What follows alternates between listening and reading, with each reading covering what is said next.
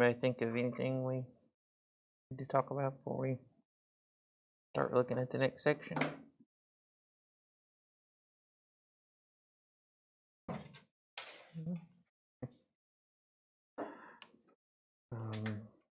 Have we talked about test 3 yet?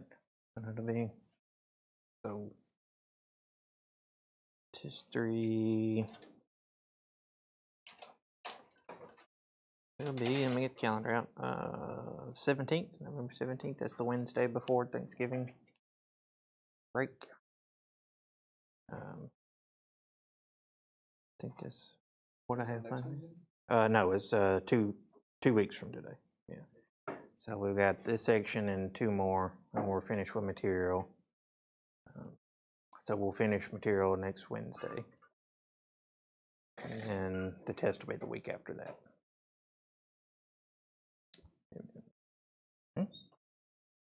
And then remember, if you're happy with your grade after you get your test 3 score back, that you're done. Okay, the final exam's optional, so if you want to improve one of your other test scores, then that Monday after Thanksgiving break, we'll be doing a review for the final exam. And for anybody that's interested in taking it, but if you're happy with your grade after you get your test 3 score back, that's it.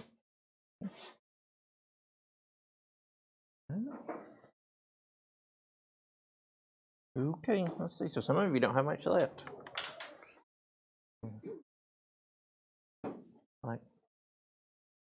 Like 2 weeks, and then you'll be done. Some of you. All right. So in this section, remember we're in financial math. In this section, we are going to talk about interest. Get some of the terminology associated with borrowing and lending out of the way. Okay, and then the other 2 sections, we have some things that focus more on saving money and then borrowing money specifically. Hang on, I'm having mask issues up here. Trying to go up my nose for some reason. Okay. So again, the math part of this is a little bit boring because we're just doing formulas. There's not. We just have to get the formula set up. Is the part that we have to focus on that. But try to key in on the usefulness of having a little bit of an understanding about what's going on in these sections, because they are useful in life. Okay, to at least have an idea of what's going on when we're trying to save money or when we're trying to borrow money. Okay, those are things that impact most people. All right, so we have a few goals in this section. We're going to talk about simple interest. That won't take us long. It's not too complicated. Yep. There should be one by the door right downstairs. I don't know that we have any in here. I don't see any in the back. Didn't see any in there. So let's see.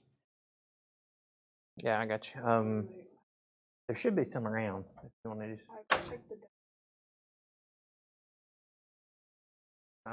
Well, did you check this door right here? If you go down right here by these stairs, there's probably some right in front of that door there.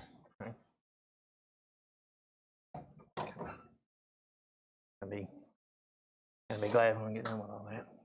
Okay. All right. So we'll do simple interest. We'll look at future value and compound interest. Those kind of go together, and then we'll look at something called annual percentage yield. Be our last thing here. Okay. So we got a quote by Albert Einstein.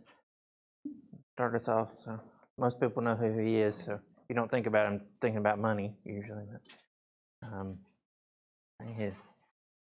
his quote we're given here says, "The most powerful force in the universe is compound interest." And it's attributed to him anyway.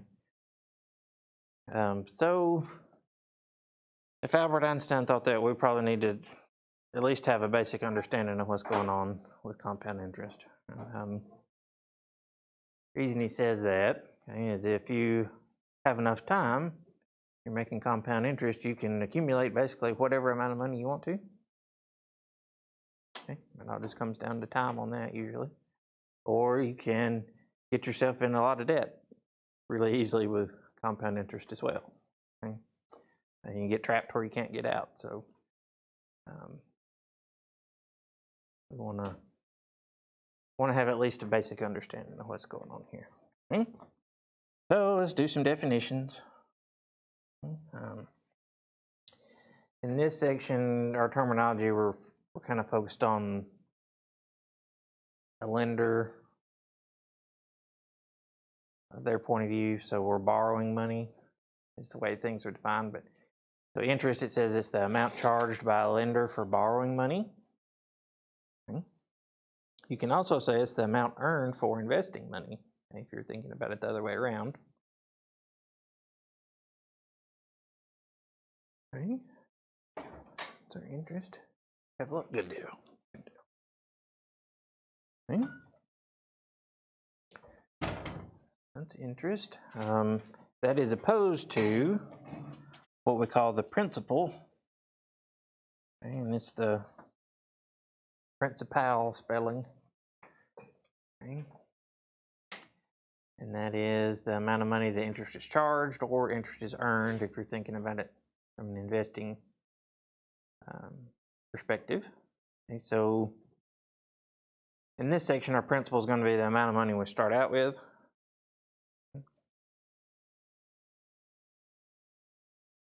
And then the interest is the amount that accumulates, either that we have to pay or that we're earning later on.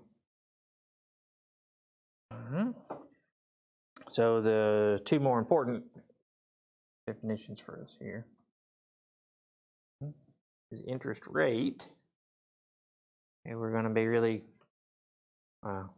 interested in the interest rate when we're looking at these problems.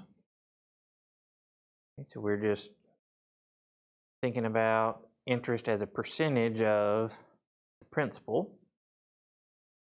Okay. So the interest rate is just interest expressed as a percentage. Okay. And lots of times when we're talking about interest rate, the way we are given the interest rate is as an annual percentage rate. So we said interest rate is percentage, and if we think about the interest rate for a year, over a year, then we get the annual percentage rate. And we shorten that to APR. And if you look for it, you will see the term APR everywhere. Getting toward the holiday season, so you'll see all kinds of car commercials, and they're advertising their financing at such and such percent APR.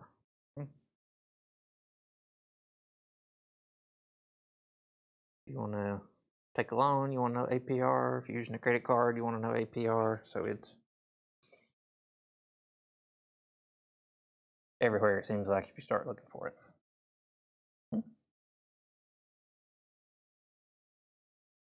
Some of the car commercials are actually doing a little bit better. Instead of giving APR, they're giving something we'll talk about later, is the APY, annual percentage yield. So we'll look at that at the end.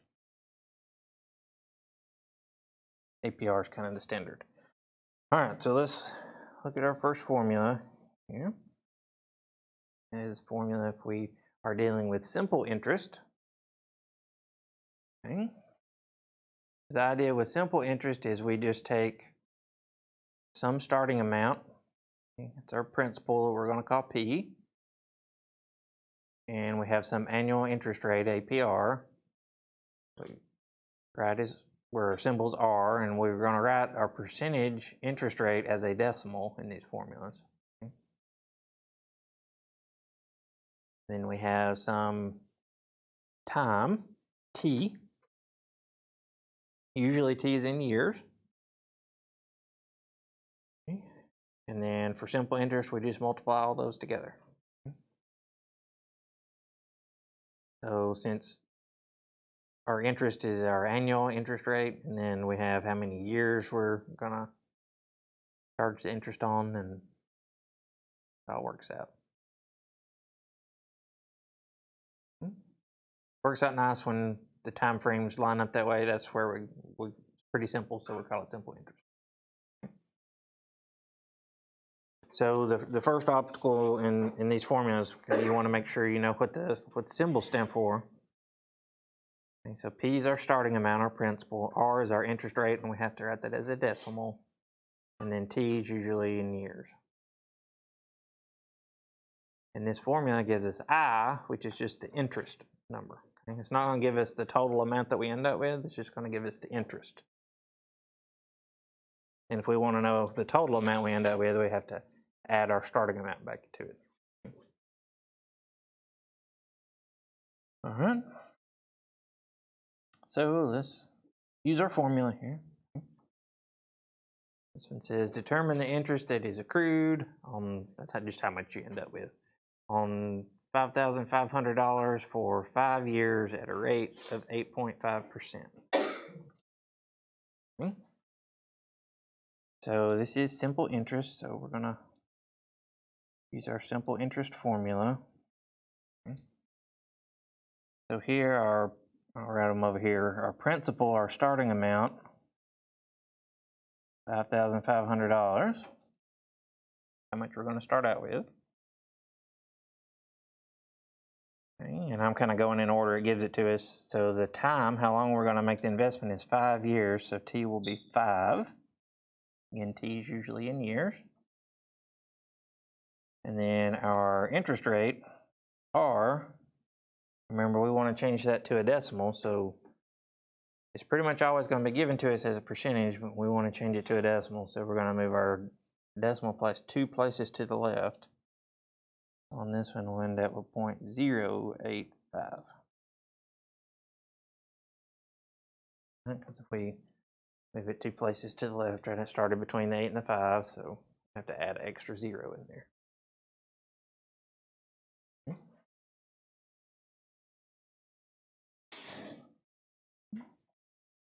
Once you get all that figured out, it's just a matter of putting it in the calculator. So we're just multiplying all these together.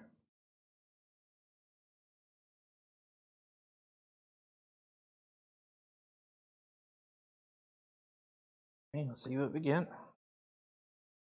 This one is not too tricky to put in because it's just multiplication, so that's nice. Here, the interest we would earn, I get $2,337.50. So in your calculator, it'll come out 0.5 probably. That's how it will display for you, but that's money, so that's 50 cents.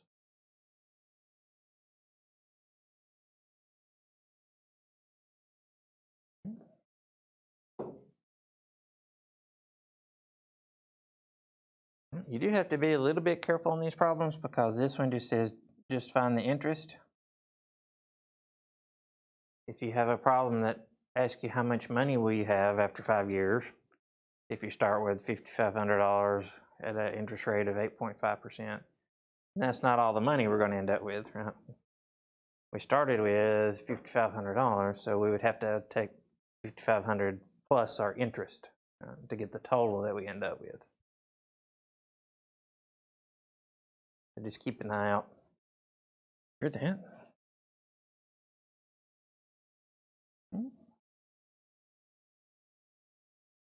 Question on that one?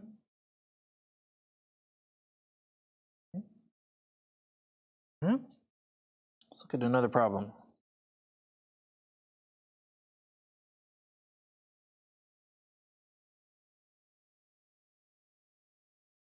This one says Ian's purchasing a new television with a deal from Big Screens or Us. The deal offers 90 days, same as cash, to make the purchase. Okay. So what that means is that at the end of the 90 days, if Ian's paid off the cost of the television, he doesn't have to pay any interest. However, if Ian does not pay off the amount, he owes simple interest for the original purchase amount calculated over the entire 90 days. So if he pays it off before 90 days is over, he doesn't have to pay any interest. If he has any balance left, okay, after 90 days, he has to pay interest on the total amount over the whole 90 days. What's going on? It says that the price of the television is $2,650 with tax included. Have an annual interest rate of 21.99%. That's could have said APR of 21.99%. How much would E and O on the 91st day if he made no payments during the first 90 days? Okay. So this one's a little more involved. And we are dealing with simple interest, and it tells us that. Okay. So what we're trying to figure out, okay, we're not worried about him making any payments. We're saying he's not making any payments or anything. We just want to figure out it after the 90 days if he has to pay interest on the price of the television, and how much will he end up owing in total. Okay. So we need to find the interest, and then we can add in the price of the television to that, and we'll have the total that he owes. Okay. So let's see where I can put our formula. Here's our formula again for simple interest, CRT. Here, if we're trying to figure out how much interest we would accumulate, we need the starting amount, which is going to be the price of the television. So $26.50 will be our principal amount, P. And it gives us the interest rate, 21.99%, but we need to change that to a decimal for R. And so we move our decimal place 2 places to the left, get 0.2199. And then the last one's a little bit trickier on this one. We're not doing a whole year. We're only doing 90 days. So remember, T is usually in years. So we need to come up with a way of changing 90 days to some fraction of a year. You could do 90 divided by 365. Our textbook kind of takes even a little bit of an easier approach. They call 90 days 3 months. Sometimes it would be, sometimes it wouldn't be 3 months. But the difference is very minimal, okay, which way you do it. So we can go with the way the textbook does. So for T, we're trying to get it into years. So we're going to call 90 days about 3 months.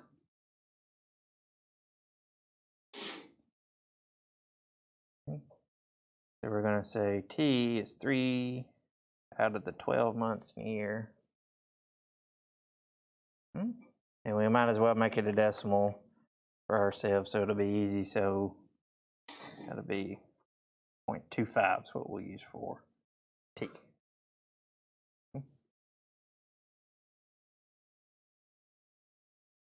Let's see, just, that's fine, okay, just for curiosity's sake, let's see how close it would be if we did 90 out of 365. Should be really close, but not exact.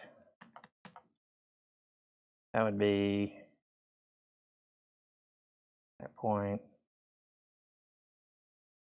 If I round to 4 decimal places, it'd be 0.2466, so just a little bit smaller, not much. Okay? If you round to 2 decimal places, there's no difference. So we can get away with it in this case. So filling into our formula, let's figure out how much interest he's going to have to pay. So P was the price of the television, $26.50. R, 0.2199. And then for T, we're going to use 0.25. Okay. So the interest, let's see what we get.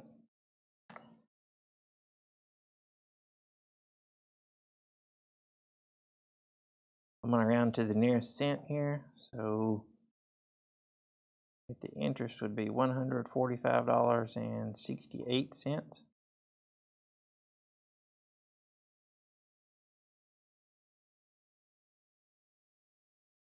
That's not what this problem asked for just yet. That's just how much interest he would owe. The problem asked how much would he owe in total. So we need to get our total, we got to add back the original price of the television, right?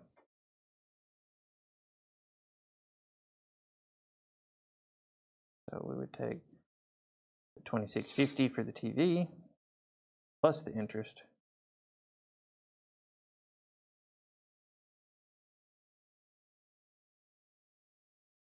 See what we get.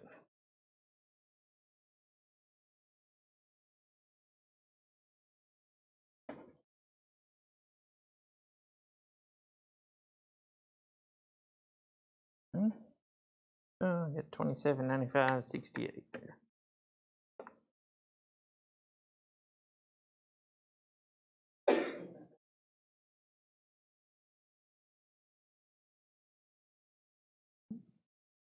Questions on that one?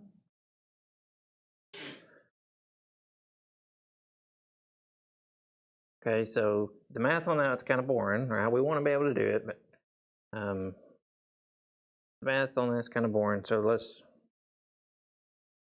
think about the life application. Okay. These deals are out there. If you do pay it off in 90 days, fine. Okay. Not a big deal. Okay. But if you owe 1 penny still on the 91st day, you got to pay this amount. Okay. Not this amount. Okay. So there's potential that you're going to have to end up paying $145.68 extra. So is it worth it? I don't know. You have to ask yourself the question, a couple of questions, okay? So it's 90 days same as cash, right? So we're gonna have it paid off in 90 days. So if you need an item, and not necessarily TV, but if you need an item, can you wait 90 days until you buy it? If you can, you should just save the money up and pay cash. And then there's no risk that you'll end up having to pay extra. Okay? If not, then you need to decide, is it worth the possibility of having to pay $2,800 for a TV that costs $26.50? Okay. I don't typically like paying $150 extra for something I want to buy. Okay. Different people are different. Something to think about. Okay. The television selling people really like it if you don't, if you can't wait 90 days for your item. All right, so let's also think about this. Why do you think someplace would offer a deal like this? If everybody pays it off in 90 days, does it benefit the people selling the TV any? So what's that mean? That means there's some people, at least, probably a lot of people, that don't pay it off in 90 days. And then they make an extra $150 off of it. Okay. So if you're so confident you're going to pay it off in 90 days, just wait 90 days and then buy the TV. My suggestion. Okay. Just stuff to think about. All right, let's see. What's next?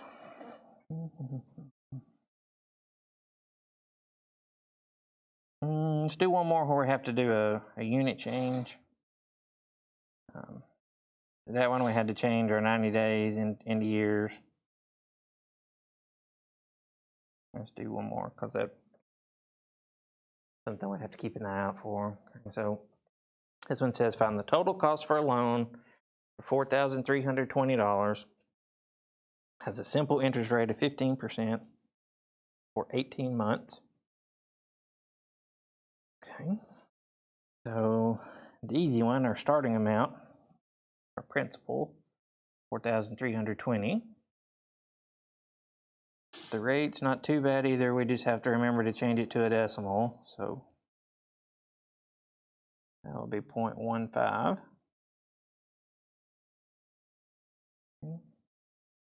Then for T,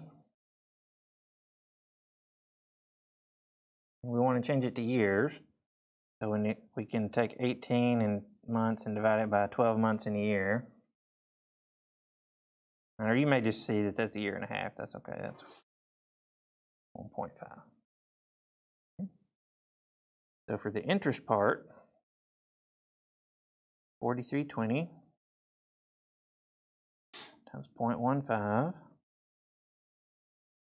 times 1.5. See what I get there? Got $972 interest. But this one says find the total cost. And so we don't have to just pay back the interest. We also have to pay back the amount that we borrowed. So the total cost would be 4,320 plus 972. Which is $5,292.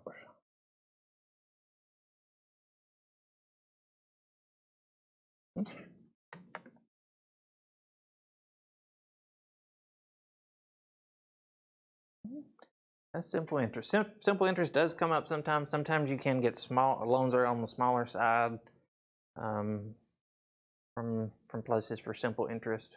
Okay. So it does come up sometimes.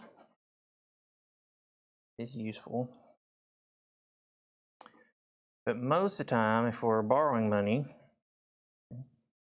we are dealing with a different type of interest called compound interest. So with compound interest, what happens is that we don't just calculate the interest once a year.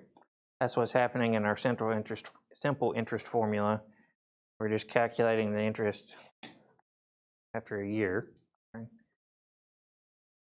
And what ends up happening with that is that we have different intervals where we'll calculate the interest. And with compound interest, what happens is the interest is added back into the principal.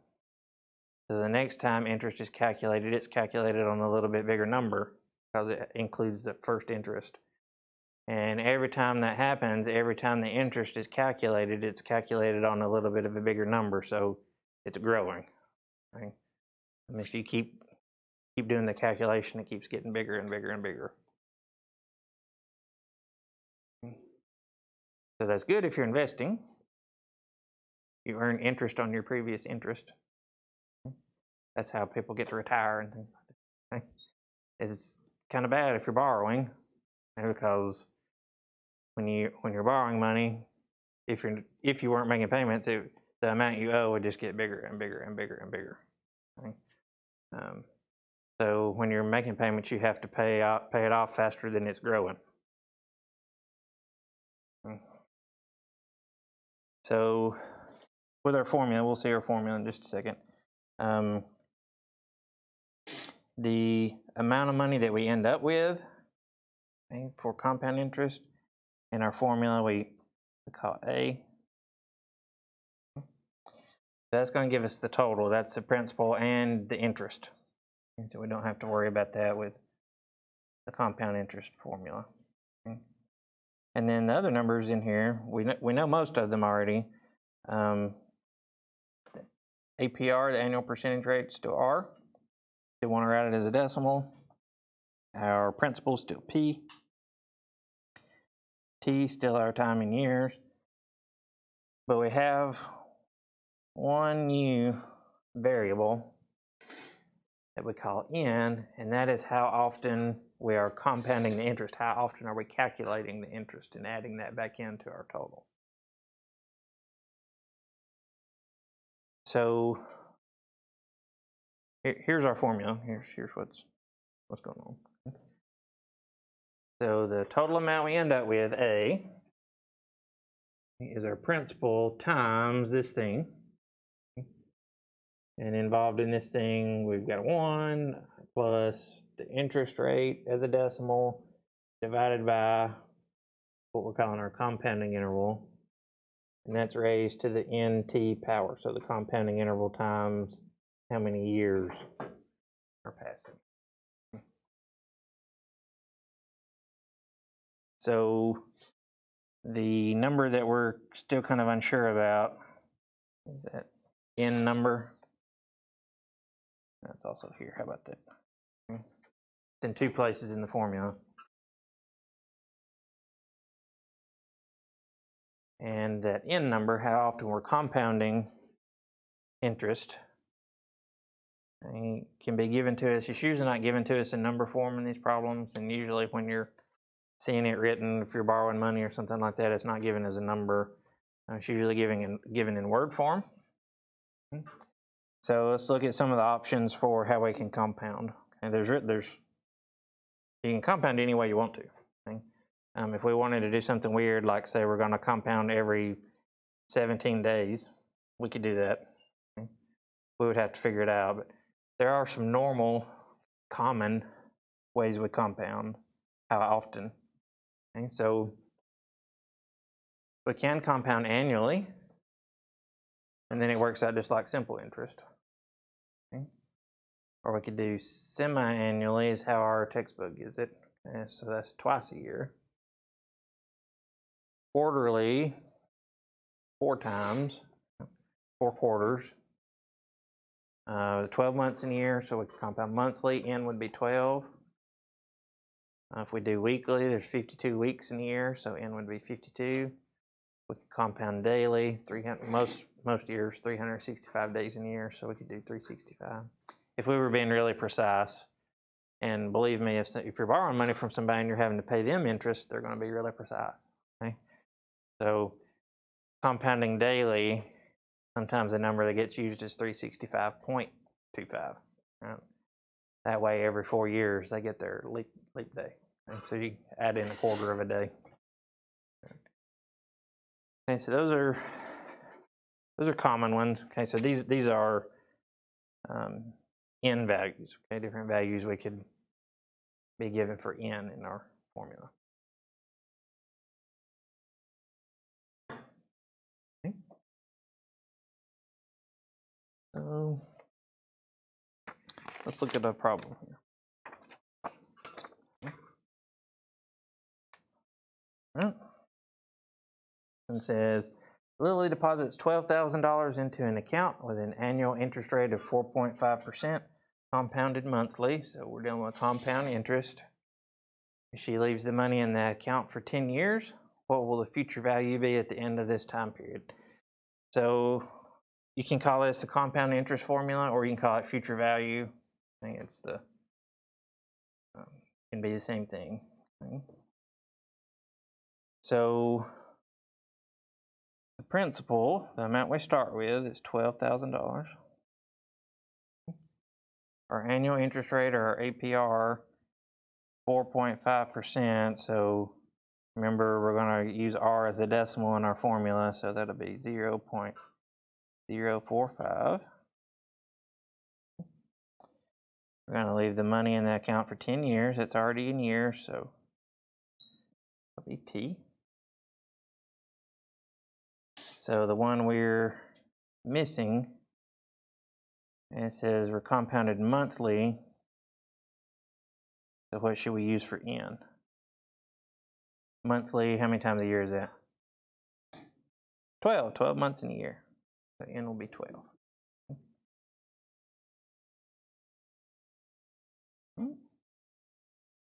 So we can plug into our formula. And so to be our principal, $12,000 times 1 plus, it's R over N, so 0.045 over 12. And then our exponent is going to be NT, so 12 times N. So here's where it starts becoming very beneficial if you have a scientific calculator where you can do the parentheses easily and see what you're typing in.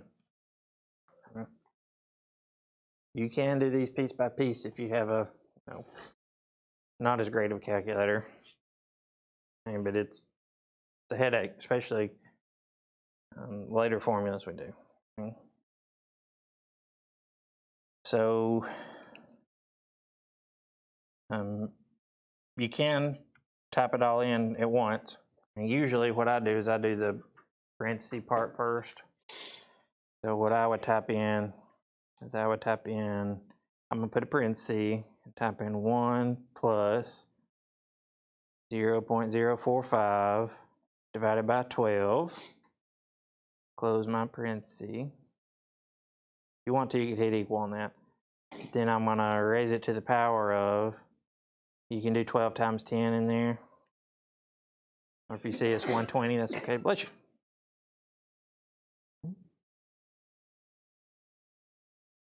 And then once I get that parenthesis part and have it raised to the exponent, then I'll do times the 12,000. Usually how I type it in. You can type it all at once, but okay, so this one will give us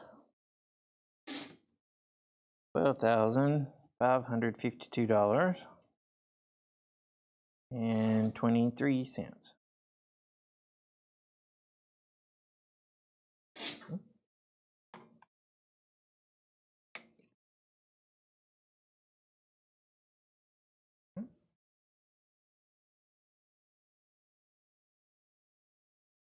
So remember, this formula gives us the total, right? That's the principal and the interest together. So if we had a problem that asked us just how much interest would we earn in 10 years, you would take this number and subtract the starting amount. So here we've earned $552.23 of interest.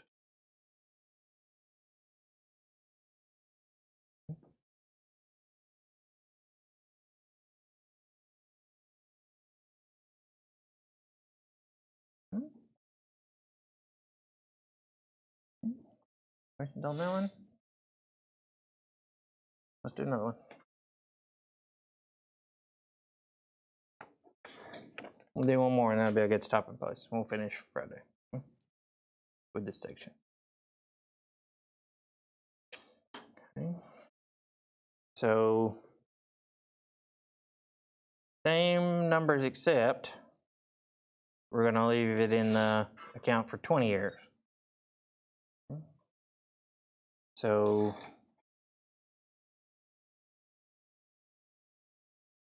we started with, what did we start with? $12,000.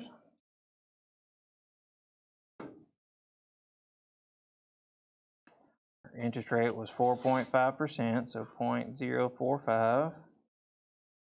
Compounded monthly, so N is 12. This time we're changing from 10 years to 20 years.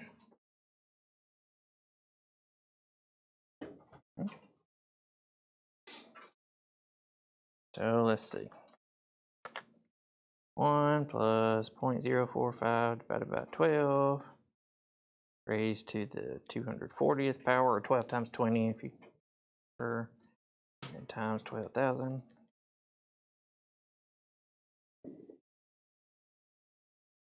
Here I get $29,465, and it rounds to 60 cents.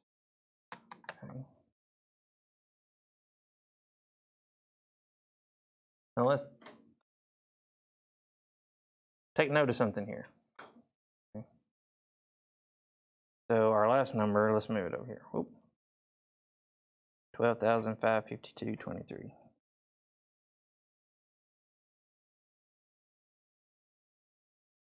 That was for 10 years.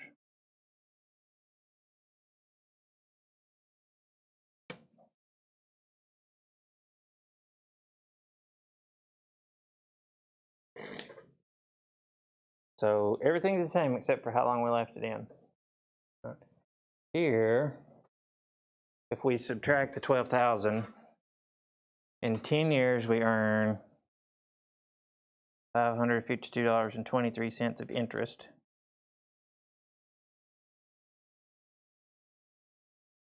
But in 20 years, so we're doubling the amount of time, but we have earned $17,465.60 of interest.